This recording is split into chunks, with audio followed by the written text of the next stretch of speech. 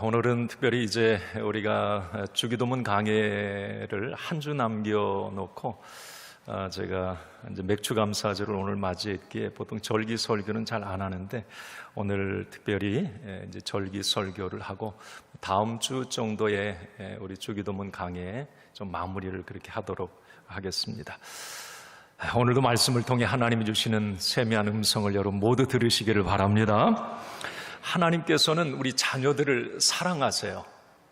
아멘입니까? 하나님께서는 나를 사랑하십니다.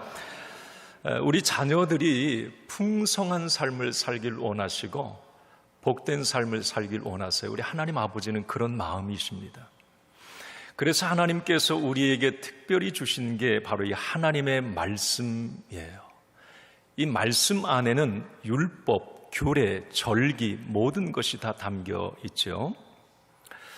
그래서 사실 믿음이 있다고 하는 것은 그 하나님의 말씀 속에 배어 있는 그 하나님의 나를 향한 섬세한 사랑을 볼 수 있다고 하는 것, 이게 믿음이 있다고 하는 겁니다.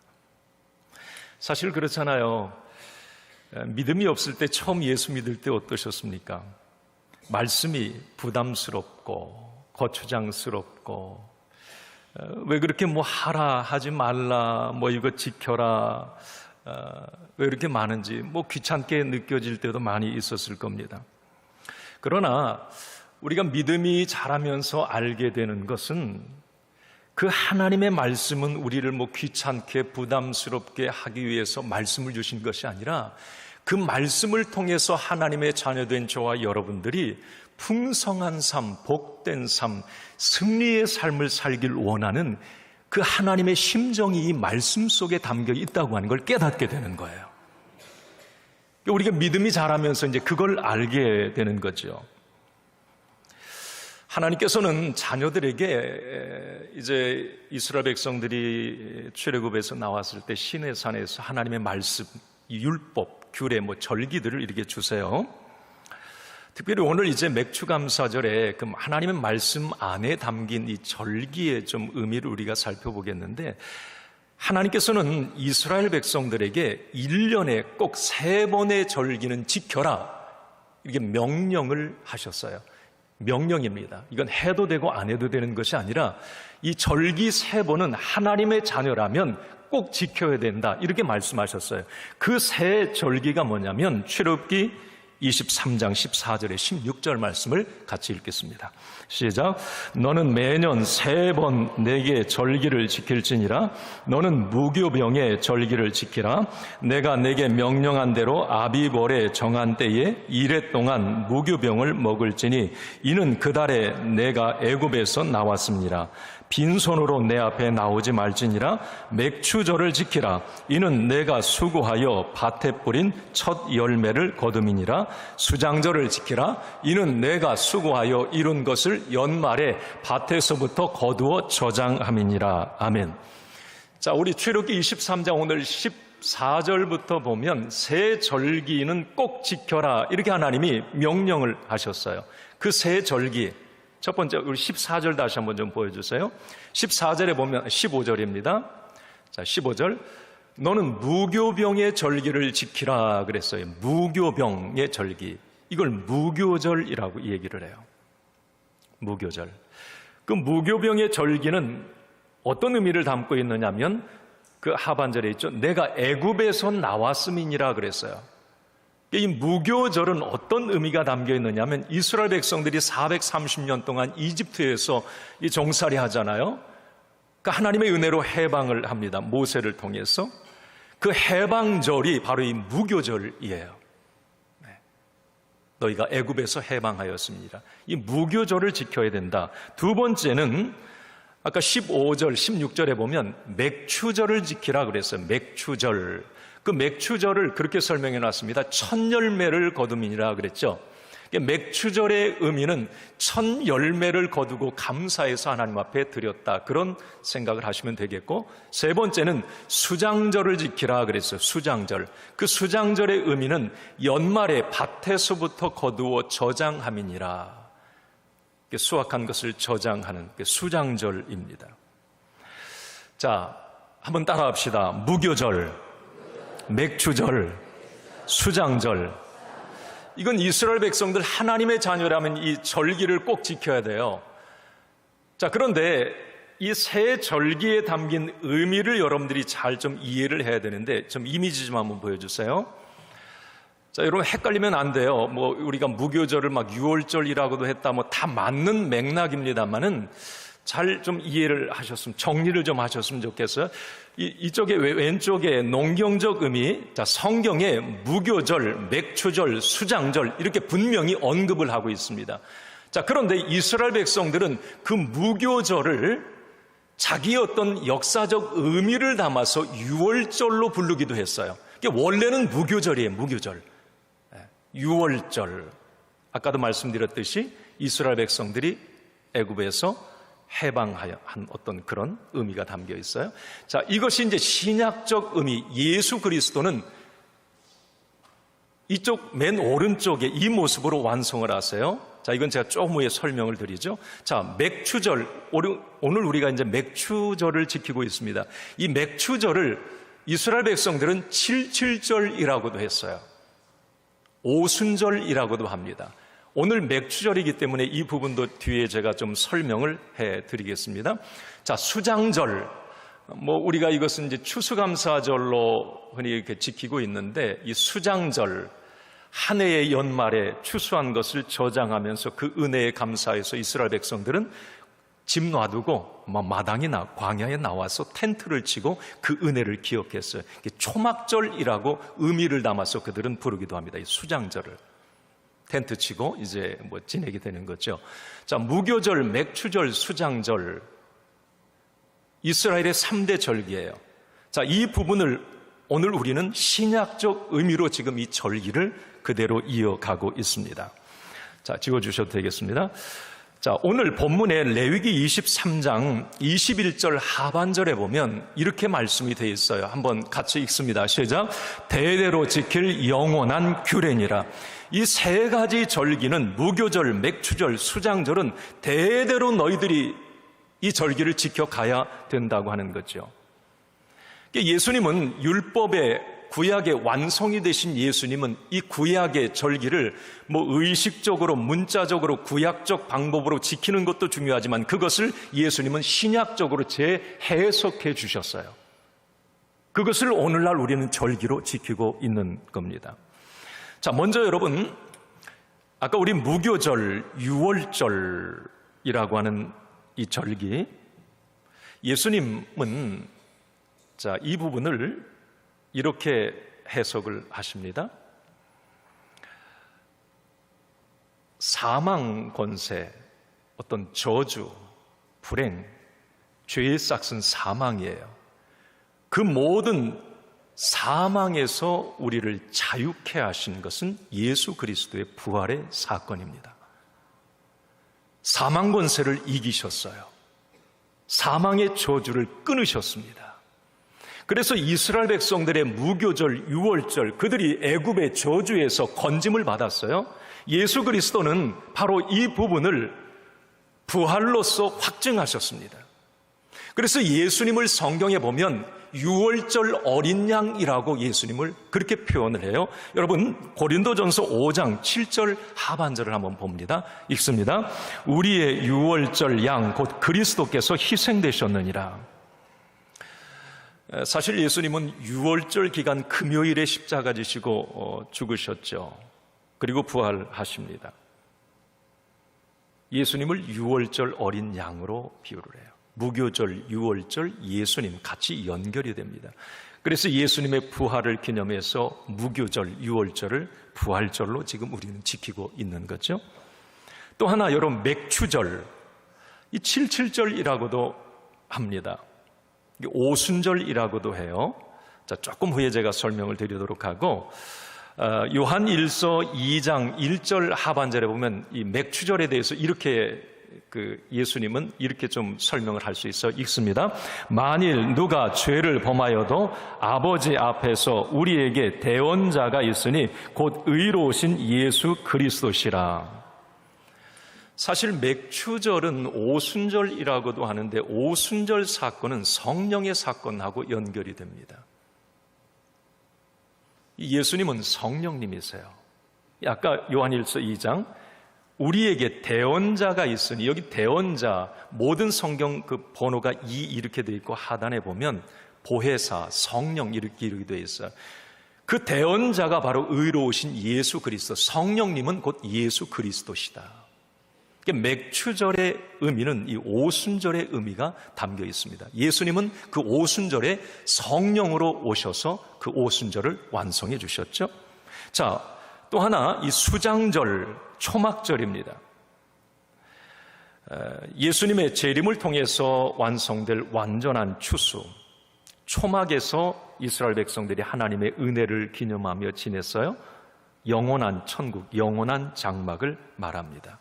우리는 매년 추수감사절을 통해서 이제 이 절기를 지키고 있어요. 고린도후서 5장 1절 말씀 한번 같이 봅니다. 시작. 만일 땅에 있는 우리의 장막집이 무너지면 하나님께서 지으신 집 곧 손으로 지은 것이 아니요 하늘에 있는 영원한 집이 우리에게 있는 줄 아느니라. 이제 앞으로 제가 이 절기 설교를 또 이제 할 기회가 있을지 모르겠는데, 오늘도 마찬가지고 절기를 감사해야 된다, 어떤 구약적 의미로만 우리가 이해하지 말고 그 속에 예수님은 무엇을 담아주셨는지, 그 예수님이 절기를 통해서 무엇을 말씀하시는지 이 부분을 우리가 해석해내고 이 부분에 좀 은혜를 받았으면 좋겠어요. 자, 오늘 이제 맥추감사절입니다. 그냥 감사헌금하고 맥추감사절이네, 감사헌금 해야지, 맥추감사 예배 드리지, 여러분 이 정도로 끝나면 안 돼요. 이건 주님의 마음을 잘 읽지 못하는 겁니다. 맥추절에 담긴 영적 의미, 현대적 의미를 우리가 재발견하고 이제 나에게 적용해야 됩니다. 자, 그러면 오늘 중요한 핵심입니다. 맥추절이 주는 현대적 의미, 키워드를 두 가지로 우리가 잡아낼 수 있어요. 하나는 한번 따라합시다. 성령 충만, 감사 회복. 다시 한번 성령 충만, 감사 회복. 이게 맥추절에 담긴 의미예요. 예수님은 어쩌면 맥추절, 77절, 오순절에 이 말씀을 하고 싶어 하셨는지 모르겠습니다. 자, 먼저 여러분 성령 충만이에요. 성령 충만. 오늘 이 자리에 오늘 맥추감사 예배를 드리는 저와 여러분, 성령으로 충만하시기 바랍니다. 성령 충만하시기 바랍니다. 오늘 본문에 레위기 23장 오늘 본문 15절 16절에 보면 맥추절의 시간의 의미를 이렇게 설명을 합니다. 한번 같이 15절 16절 같이 한번 읽겠습니다. 시작. 안식일 이튿날 곧 너희가 요제로 곡식단을 가져온 날부터 세워서 7 안식일의 수요를 채우고 7 안식일 이튿날까지 합하여 50일을 계수하여 새 소제를 여호와께 드리되. 자, 15절 말씀에 보면 7 안식일의 수요를 채워라. 여러분, 안식일이 7번이면 일주일이 7번 되는 거예요. 그러면 77에 49, 49일. 그런데 16절에 자, 7 안식일의 수요를 채우고 7 안식일 이튿날 하루를 플러스해서 50일, 50일째 하나님 앞에 소제로 이 맥추절 제사를 드려라. 50일째. 이것을 이제 오순절이라고도 하는 이유가 여기에 있어요. 50일째 오순절. 예수님이 부활하신 50일째가 또 오순절입니다.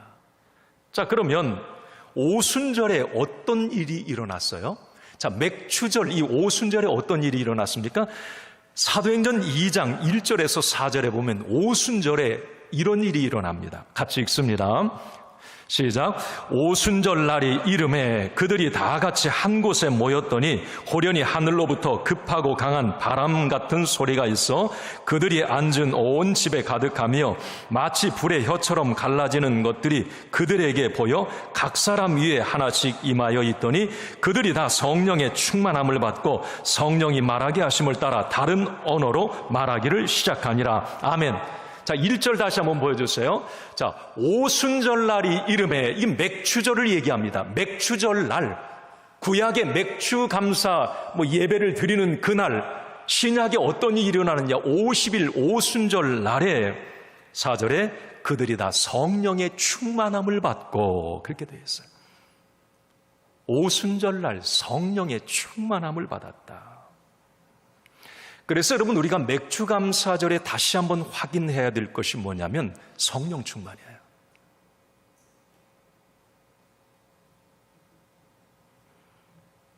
우리가 이 사도행전 강의할 때 여러분 다 이제 기억이 나시는지 모르겠어요. 시간이 많이 지나지 않았으니까.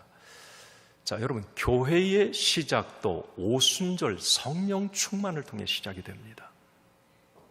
복음의 출발도 오직 너희에게 성령이 임하시면 너희가 권능을 받고, 성령이 임하시면 권능을 받고 예루살렘 온 유대 사마리아와 땅끝까지 증인되는, 복음의 증인되는 거예요. 성령이 임해야 되는 거죠. 오순절날 성령이 임함으로 교회가 시작되고 복음의 출발이 되었다고 하는 것이죠. 이 오순절 성령 임재의 사건은 교회와 복음의 시작을 알리는 시그널이었습니다. 자, 이것은 뭘 말하는가 하면, 자, 오늘 맥추감사절에 우리가 다시 한번 이걸 마음에 새겨봐야 돼요. 자, 오순절의 진정한 의미는 이 성령의 충만함인데, 교회와 성도의 어쩌면 이 DNA가 이 성령이라고 하는 거예요. 이걸 좀 쉽게 말하면 성령 충만해야 진짜 교회고, 성령 충만해야 진짜 그리스도인이라고 하는 사실입니다. 오늘 2023년 맥추감사절에 우리는 다시 한번 확인해 봐야 돼요. 내가 진짜 성령의 사람인지, 내 안에 그리스도의 영이 충만한지를 재확인해 봐야 합니다. 그리고 다시 한번 성령의 임재의 역사, 성령 충만을 사모하고 성령 충만함으로 새롭게 다시 시작하는 것이 바로 오늘 맥추감사절이에요. 여러분, 다시 한번 축복하며 성령 충만하시기 바랍니다. 성령 충만하셔야 돼요. 오늘 우리가 한 해의 반환점에서 지난 6개월의 삶을 돌아보면서 6개월 살면서 조금 한 해의 어떤 초의 어떤 결심과 이런 부분이 약해질 수 있어요. 반환점 돌면서 여러분들이 재확인해야 될 것이 하반기 내가 성령의 충만함으로 살아야 되겠다는 그런 결단을 하셔야 됩니다. 로마서 8장 9절 말씀에 왜 우리가 성령 충만해야 되는지 아시겠습니까? 8장 9절 한번 좀 보여주세요. 로마서 시작.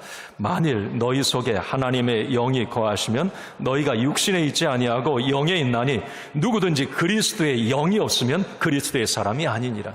그리스도의 영이 없으면 그리스도의 사람이 아니니라. 그리스도의 영, 성령이 없으면, 곧바로 뒤에 14절에, 로마서 8장 14절에 이런 말씀도 있어요. 같이 읽어볼까요? 무릇 하나님의 영으로 인도함을 받는 사람은 곧 하나님의 아들이라. 하나님의 영, 성령을 말합니다. 성령으로 인도함을 받아야 하나님의 아들이라고 하는 거예요. 자, 그러면 제가 여러분들에게 오늘 맥추감사절에 이런 질문을 한번 드려볼 테니까 한번 스스로 대답해 보세요. 자, 여러분 안에, 내 안에, 자, 그리스도의 영, 성령님이 거하십니까? 크게 아멘 하셔야죠. 아멘? 자, 또 하나 여쭤볼게요. 여러분 매 순간 하나님의 영, 성령의 인도함을 받고 계십니까? 아멘. 2부 예배 때는 이 질문을 하니까 가만히 있어요. 젊은 분들은 아직 좀 뭐가 안 와닿는지. 여러분, 이 부분에 의심하지 마세요. 자, 예를 하나 좀 들어볼게요. 보통 성령 세례 받으셨습니까? 이렇게 질문하면 뜨끔해가지고, 내가 성령 세례를 받았는지, 이게 좀 그래가지고 좀 미안해하기도 하고 막 그래요. 자, 여러분 한번 질문대로, 여러분 성령 세례 받으셨습니까? 아멘. 맞아요. 확신하셔야 됩니다.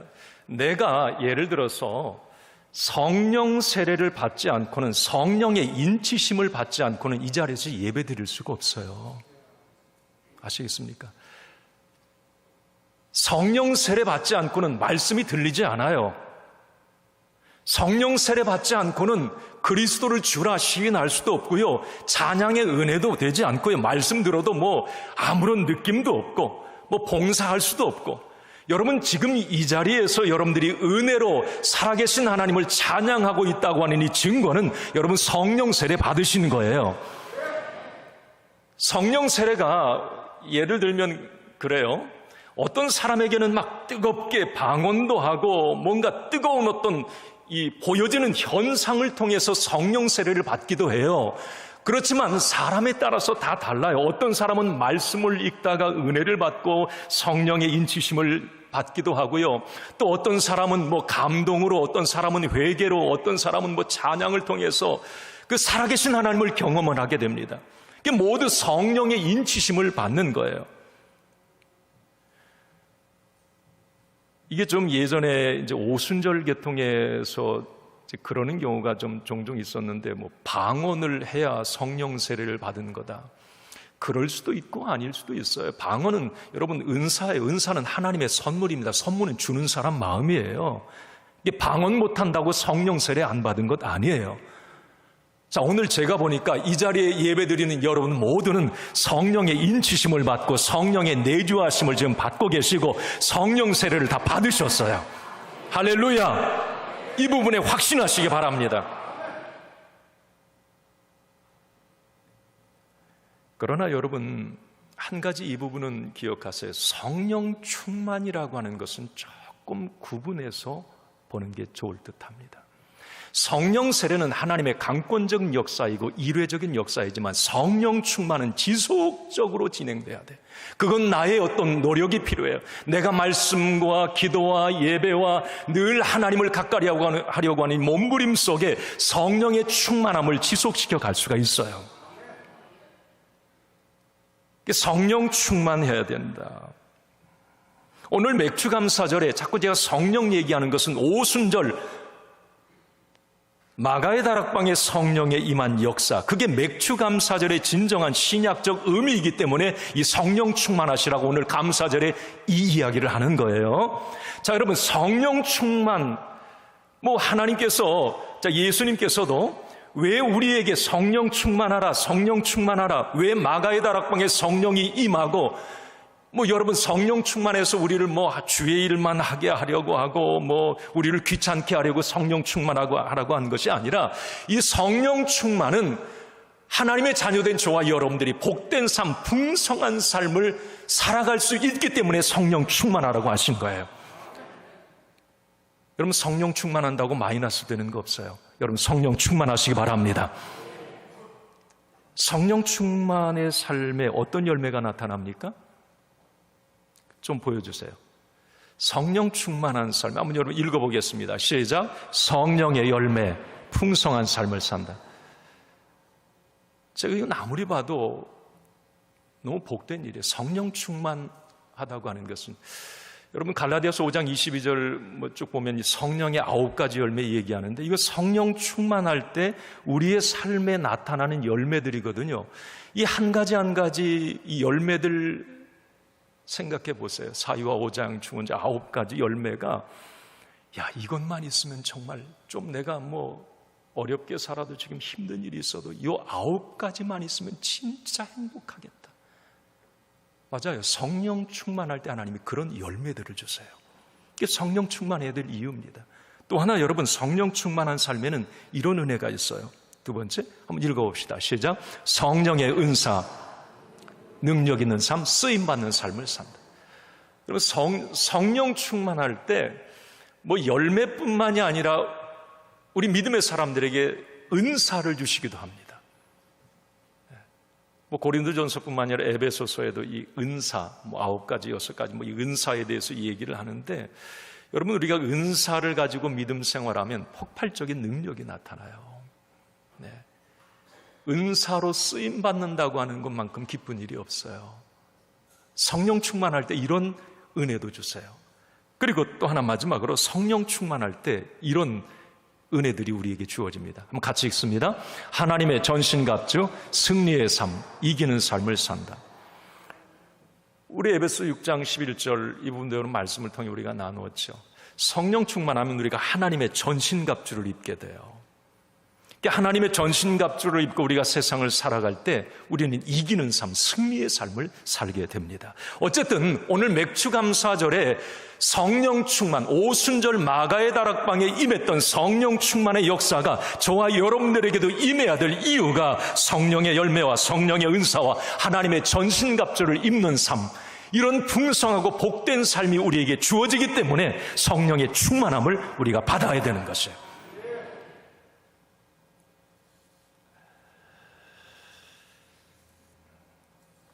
마지막으로 한 가지만 좀 말씀드리죠. 아까 감사회복이라고 그랬는데 우리가 맥추감사절에 성령 충만과 또 하나 감사, 이 감사절이니까 감사 여러분 그냥 해야 된다 이렇게 생각하지 마시고요. 오늘 레위기 23장 16절부터 읽지는 않겠습니다. 20절까지 쭉 여러분들이 이제 보면 거기에서 계속 반복되고 있는 단어가 있어요. 좀 쉬운 단어인데 계속 반복돼요. 두 번이나 한번 따라 합시다. 여호와께 드린다. 드린다. 드린다라는 말이 계속 반복됩니다. 이게 절기는 드리는 날이에요. 한마디로 드린다. 한마디로 예수님께서 하나님께서 이제 구약의 율법을 통해서 무교절, 맥추절, 수장절 이 절기들을 명해 주셨는데 이 절기는 다른 제사도 마찬가지지만 이 절기는 하나님 앞에 마음껏 감사의 고백을 담아 무언가를 드리는 날이에요. 드리는 날. 모든 것이 하나님께로부터 왔으니 주신 모든 것 하나님께 드리는 건 당연하죠. 아무리 생각해도 왜 이 절기를 통해서 하나님은 하나님의 자녀들로부터 무언가를 받길 원하셨는가? 여러분, 무교절이나 맥추절, 수장절 이건 사람의 노력이 거기에 일도 들어가지 않아요. 이스라엘 백성들이 애굽에서 해방받은 일이나 광야 40년을 지낸 일이나 그들이 가나안 땅 정복해서 그 땅 차지해서 거기 농사 짓는 일, 이건 사람이 할 수 없는 일이에요. 하나님의 전적인 역사입니다. 사람의 노력이 일도 없어요, 거기에. 그러면 그런 모든 환경과 상황 속에서 주신 열매로 매 절기를 통해서 하나님께 모든 것을 다 드려도 이건 아깝지 않은 거예요. 절기는 하나님 앞에 드리는 감사의 고백이 있는 그런 날이었다라고 하는 거죠. 그래서 여러분 오늘 맥추감사 예배를 드리면서 헌금만 드리고 말지 그건 여러분들이 알아서 하세요. 진짜 중요한 건 지금 여기까지 나를 인도하신 하나님의 은혜, 건강과 가정과 내 모든 환경과 자녀들과 모든 상황, 그것을 지켜주신 그 하나님의 은혜, 그 은혜에 감사하는 이 절절한 감사가 오늘 이 예배 속에 배어 있어야 돼요. 물질은 그냥 여러분들이 알아서 하시는 거. 진짜 중요한 건 감사의 마음, 이 고백입니다. 나의 전 존재, 모든 것이 하나님의 은혜입니다. 오늘 예배 속에 이 감사의 고백이 담겨 있어야 된다고 하는 사실입니다. 그리고 제가 오늘 말씀을 준비하면서 하나 놀란 게 있어요. 뭐냐면 오늘 이 드린다라고 하는 히브리어가 카라부라고 하는 말인데 여기에 담긴 의미가 참 기가 막히더라고요. 카라부라고 하는 그 의미 속에는 가까이 오게 하다, 끌어당긴다 이런 의미가 담겨 있습니다. 그럼 뭘 의미하느냐면 우리가 절기를 통해서 하나님의 은혜를 기억하여서 뭔가 하나님 앞에 드려요. 드릴 때 그 드림을 통해서 하나님을 가까이 오게 할 수 있고 하나님의 복을 끌어당긴다. 이 의미가 드린다라는 속에 담겨 있었습니다. 그래서 여러분 우리가 하나님께 무언가를 드린다고 할 때 내 것이 마이너스가 되고 빼나가는 것이 아니라 그 드림은 하나님께 드림은 하나님 그 드림을 통해서 하나님이 더 가까이 오시고 하나님의 복을 받아 누리는 비밀이라고 하는 사실이에요.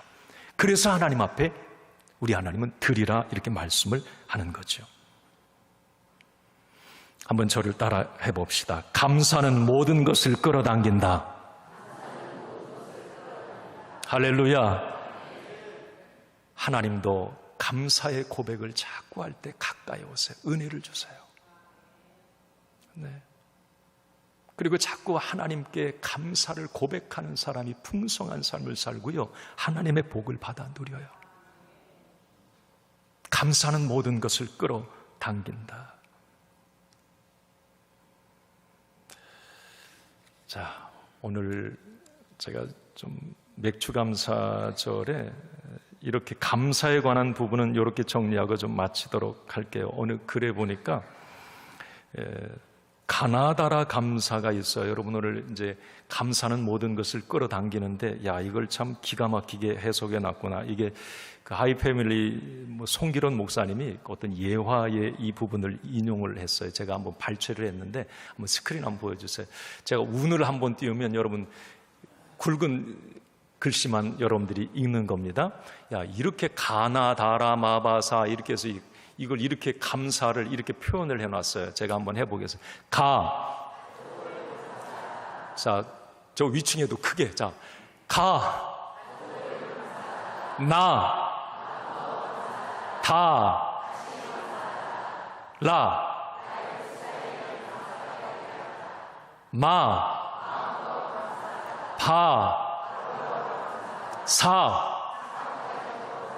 자, 그 뒤로 넘겨주세요.